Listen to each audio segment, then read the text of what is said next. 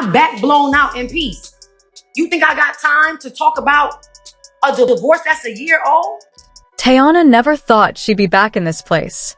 The place where silence fills the air heavier than any argument, where the person beside you feels like a stranger, and where love suddenly feels like a question with no answer. When she found out she was pregnant, it was a shock, but a beautiful one. She had been through so much: public breakups, private breakdowns, disappointment after disappointment, but this felt like a reason to breathe again. And at first, Aaron seemed like he felt the same. He didn't jump for joy, but he held her hand, nodded slowly, kissed her forehead, and said they'd figured out together. And that word, together, that's what she held on to. They hadn't planned it, not really. Their relationship had already been under a microscope. Fans were divided. Some loved them, some didn't trust him, but Teyana wanted to believe that not every good thing had to fall apart. She thought maybe this baby would be their anchor. Not a fix, not a reason to stay, but a shared purpose that brought clarity and commitment. For the first few weeks, that illusion held strong. They went baby shopping. He rubbed her back when she felt nauseous. He even brought home books about fatherhood. But something about the way he did it felt like acting. It didn't show in his eyes. There was a distance that started to creep in, so slow at first that she almost missed it. But it was there, and it grew. The texts became fewer. He'd come home late and blame the studio or meetings, but he'd walk in already tired of the day and tired of her questions. The nights they used to spend lying side by side, imagining what their child might look like, turned into nights where she stared at his back, wondering what he was thinking. Teyana began keeping her own notes.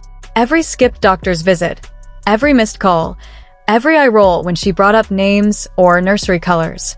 She didn't want to believe what her heart already knew, that he wasn't in this like she was. Still, she waited.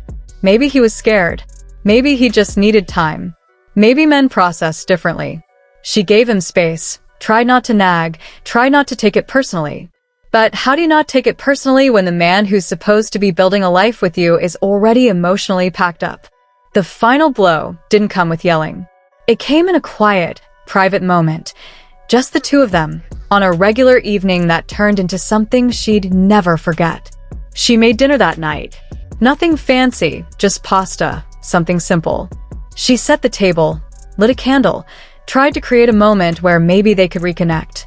He came home late again, barely looked at the table, ate in silence. She asked him gently, "Do you want to talk about the baby?" And he just sighed. That sigh, the kind that says you're exhausted by something that should matter deeply. She waited, watching him, then asked, "Are you scared?" He didn't answer. She leaned forward, her voice shaking, and whispered, "Are you even ready for this?" And that's when it came.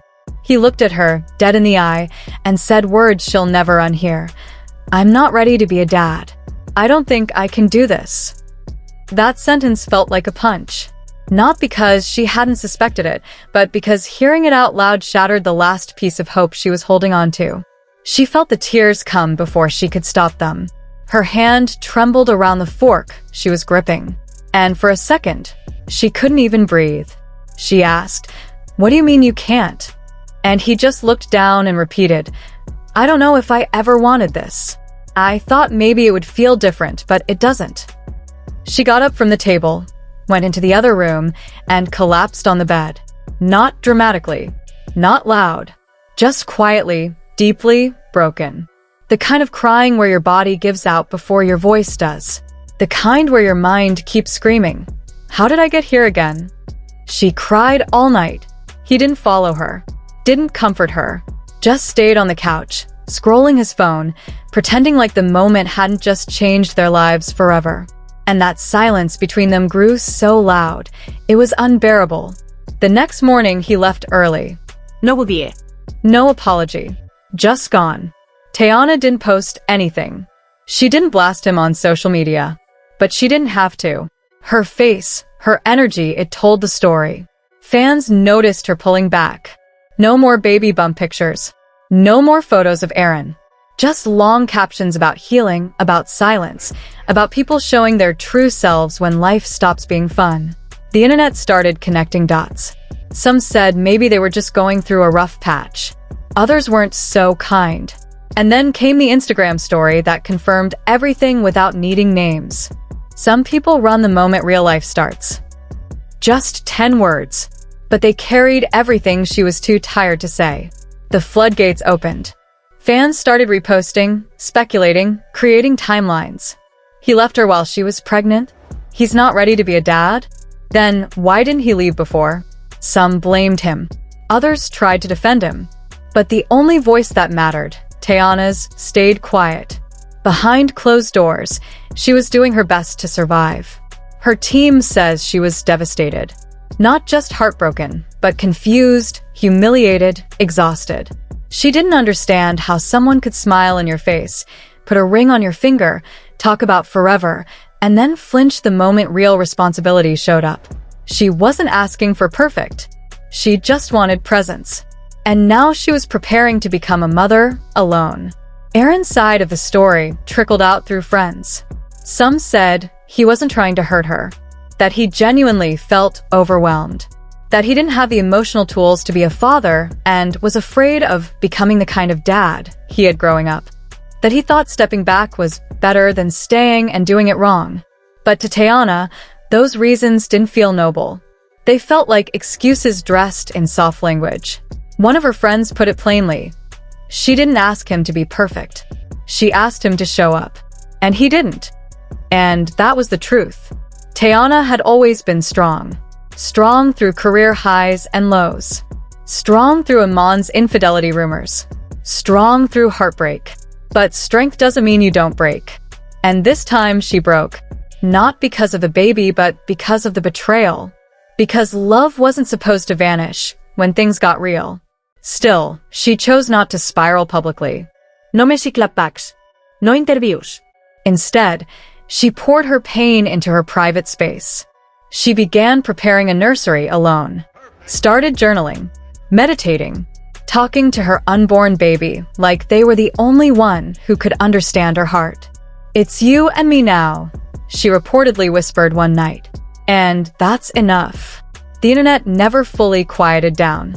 Rumors kept spinning. Photos resurfaced. Clips of Aaron on red carpets looking detached went viral. People analyzed everything. But Teyana remained still. Her silence, in a way, protected her. But it also told the world, this isn't for show. This is real. And it hurts. Eventually, Aaron tried reaching out. Whether out of guilt or panic, he began sending texts again. Apologies. Long paragraphs. "I'm sorry I freaked out. I'm trying to be better. Can we talk?" But by then, Teyana had already learned a painful lesson. Some people only realize your value when you stop making it easy for them to forget. She didn't respond. Not because she was bitter, but because she was done begging for emotional maturity from people who weren't ready to offer it. Her silence wasn't revenge. It was peace. And she earned it. As the due date draws nearer, Teyana's focus has never been clearer. She's not looking back anymore. The past is behind her. What matters now is what's ahead. A new chapter, a fresh beginning, a life she's preparing to welcome with open arms. She's determined to raise her child in love, even if, right now, that love has to come solely from her. But she's not alone. Her sister has moved in, becoming her quiet partner in the chaos, sharing responsibilities and offering a steady presence. Her mother has been her rock, unshakable, always there, holding her up when she felt like falling apart. The pain hasn't magically disappeared. It still lingers, but it's shifting. It's starting to shape something new, purpose. Teyana has even started capturing small, personal moments on film, soft, quiet clips she may one day show her child. She wants them to know how strong she was, even when it felt like her world was crumbling. No, she's not fully healed. Not yet. But healing doesn't always shout. Sometimes it's just managing to get out of bed in the morning. Sometimes it's smiling even when your chest still aches. Sometimes it's picking out baby clothes while wiping away tears. And she's doing all of it, step by quiet step, finding strength in the softness. As for Aaron, there's little to report. He hasn't made a full return. No posts. No public statements. Some say he's ashamed. Others think he's hoping time will smooth things over. But time doesn't always erase cowardice. Sometimes it only reveals it more clearly. And for Teyana, time is doing what others couldn't. It's helping her learn to trust herself again. She's not who she was.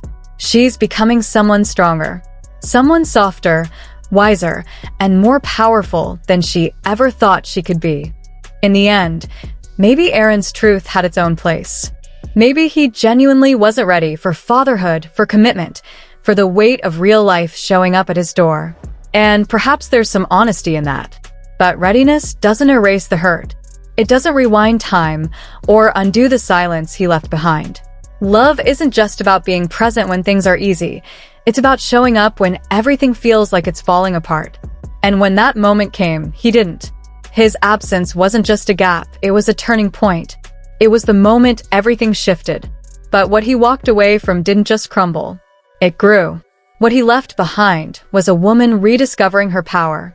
A woman learning that she doesn't need someone else to choose her in order to feel enough. A woman rising from the wreckage, not weaker, but wiser, more grounded, more sure of herself than ever before. She's not just expecting a child. She's preparing to become everything her child will ever need. With or without a partner. With or without apologies. Her love will be full. Her presence will be enough. Because the hard truth is this: those who leave when life gets hard were never meant to stay. Their exit isn't always a loss. It's sometimes the start of something deeper. And for Teyana, being left behind wasn't the end. It was the beginning. The beginning of becoming the woman she was always meant to be. Whole, resilient, and entirely her own.